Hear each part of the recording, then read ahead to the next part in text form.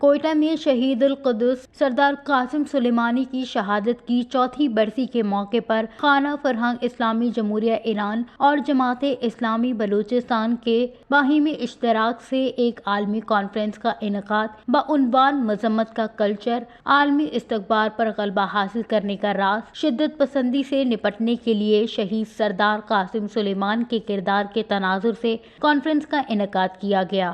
Conference کے دوران ایران کے شہر کرمان میں پیش آنے والے دہشت گردی کے واقعے میں شہداء کو خراج عقیدت پیش کیا گیا اور واقعے کی مذمت کی گئی۔ تقریب کے مہمان خصوصی قونصل جنرل ایران حسن درویش، سابق وفاقی وزیر آغا حسن بلوچ، ڈائریکٹر خانہ فرہنگ سید ابوالحسن مری، مرکزی خطیب بلوچستان مولانا انور الحق حقانی اور دیگر شریک تھے۔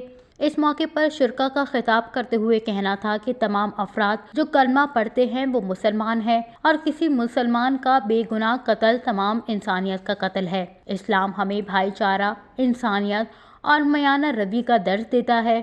ہم سب کو چاہیے ہم اللہ اور اس کے رسول کی اطاعت کریں اور تمام نیک عمل سر انجام دیں۔ شہداء کا خون کبھی رائیگاں نہیں جائے گا۔ قربانیوں کی وجہ سے اسلام آج پوری دنیا میں پھیلا ہوا ہے۔